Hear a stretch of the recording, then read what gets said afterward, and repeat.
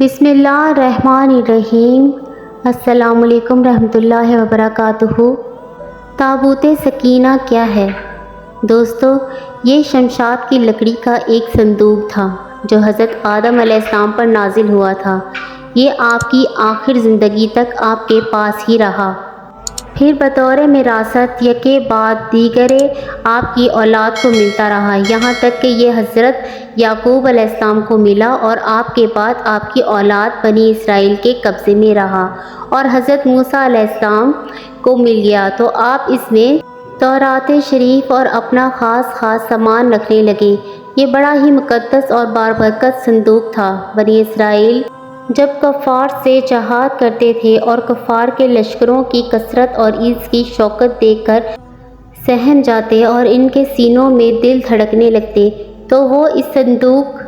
کو اپنے آگے رکھ لیتے تھے، تو اس صندوق سے ایسی رحمتوں اور برکتوں کا ظہور ہوتا تھا کہ مجاہدین کے دلوں میں سکون اور اطمینان اور کا سامان پیدا ہو جاتا تھا، اور مجاہدین کے سینوں میں لرزتے ہوئے دل پتھر کی چٹانوں سے زیادہ مضبوط ہو جاتے تھے، اور جس قدر صندوق آگے بڑھتا تھا آسمان سے بشارت عظمیٰ نازل ہوا کرتی اور فتح مبین حاصل ہو جایا کرتی تھی۔ بنی اسرائیل میں جب کوئی اختلافات پیدا ہوتا تھا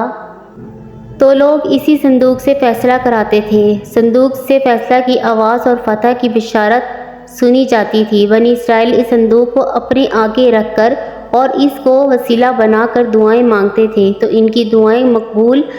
ہوتی تھیں اور بلاؤں کی مصیبتیں اور وباؤں کی آفتیں ٹل جایا کرتی تھیں۔ الفرض یہ صندوق بنی اسرائیل کے لیے تابوت سکینہ، برکت و رحمت کا خزینہ اور نصرت خداوندی کے نزول کا نہایت مقدس اور بہترین ذریعہ تھا،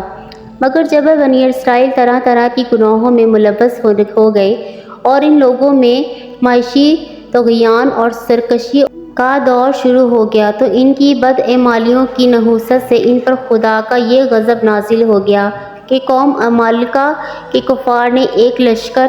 جرار کے ساتھ ان لوگوں پر حملہ کر دیا۔ ان کافروں نے بنی اسرائیل کا قتل عام کر کے ان کی بستیوں کو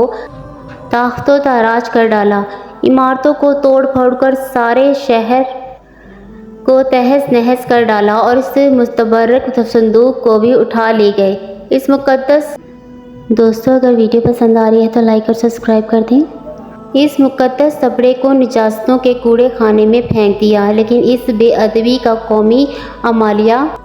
پر یہ وبال پڑا کہ یہ لوگ طرح طرح کی بیماریوں اور بلاؤں کے ہجوم میں جھنجھوڑے گئے۔ چنانچہ قوم عمالیہ کے 5 شہر بالکل برباد اور ویران ہو گئے، یہاں تک کہ ان کافروں کو یقین ہو گیا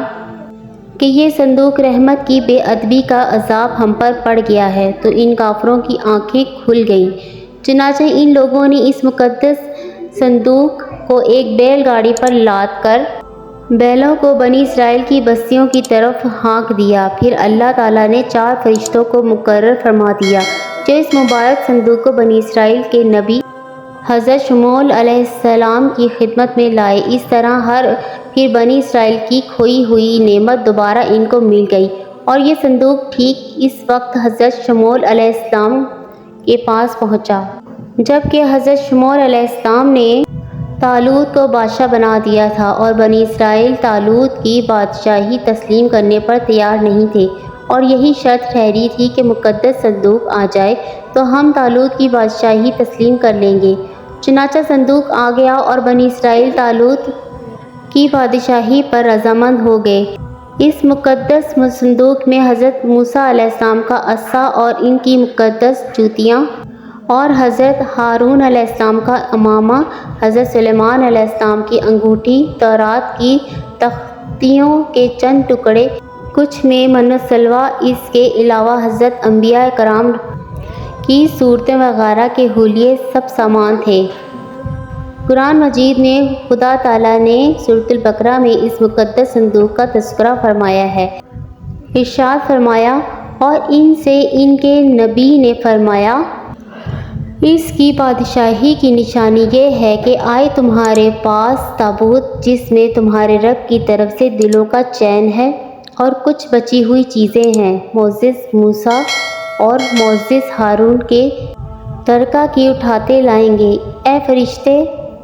بے شک اس میں بڑی نشانی ہے تمہارے لیے اگر ایمان رکھتے ہو۔ اس میں ہمارے لیے درس حیات یہ ہے۔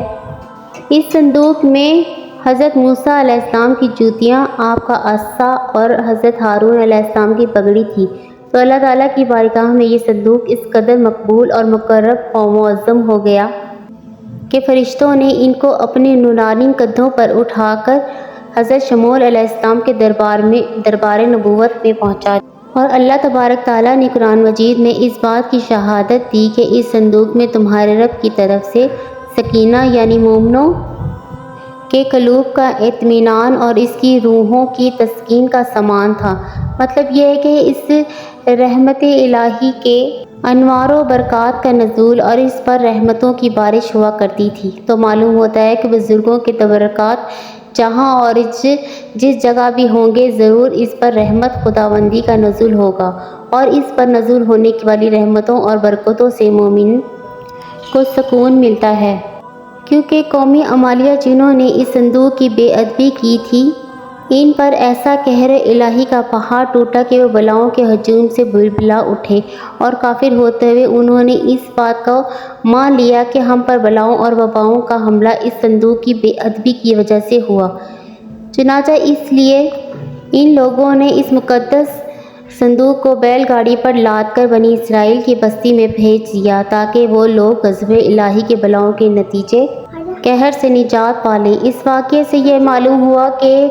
جو قوم سرکشی اور عصیان کے طوفان میں پڑ کر اللہ عز و جل اور رسول اللہ صلی اللہ علیہ وآلہ وسلم کی نافرمان ہو جاتی ہے، اس قوم کی نعمتیں چھین لی جاتی ہیں۔ چنانچہ آپ نے پڑھ لیا کہ جب بنی اسرائیل سرکش ہو کر خدا کے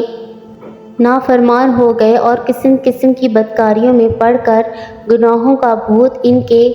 سروں پر عفریت بن کر سوار ہو گیا، تو ان کے جرموں کی نحوستوں نے انہیں یہ برادن دکھایا کہ صندوق سکینہ ان کے پاس سے قوم عمالیہ کے کفار اٹھا لے گئے، اور بنی اسرائیل کئی برسوں تک اس نعمت عظمیٰ سے محروم ہو گئے۔ دوستو، اگر ویڈیو پسند آئی ہے تو لائک اور سبسکرائب کر دیں۔